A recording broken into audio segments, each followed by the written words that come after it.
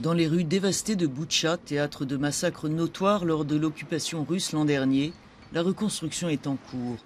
Malgré les drames qui se sont déroulés ici, la ville a aussi ouvert ses portes aux réfugiés venus des villes les plus détruites et des zones où la guerre fait rage.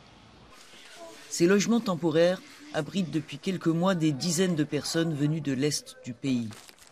Ce jour-là, une association était venue distribuer de l'aide alimentaire.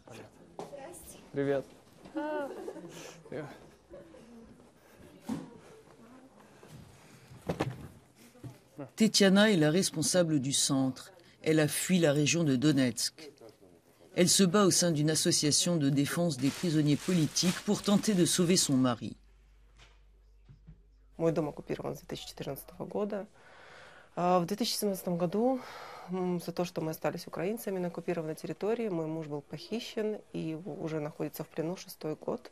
Мой муж прошел концлагерь, это изоляция, где он пробыл 10 месяцев. Его подвергали просто нечеловеческим пыткам, и последствия этих пыток, то есть ухудшение состояния здоровья. У него переломаны ребра, спаленные все кишки от пыток тока. То есть он сейчас в крайне критическом состоянии.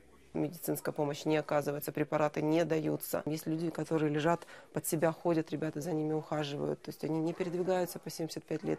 Есть женщины в тяжелом состоянии. И Российская Федерация блокирует освобождение таких людей. То есть мы хотим, чтобы вообще нам помог весь мир подключить все возможные СМИ, которые начали бы кричать об этих вопиющих нарушениях Женевской конвенции. Это хуже фашизма, то, что происходит сейчас в 21 веке в центре Европы.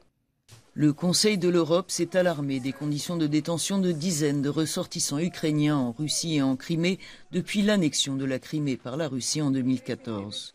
Une situation qui s'ajoute au bilan dressé par les autorités ukrainiennes depuis le début de l'invasion du pays il y a un an.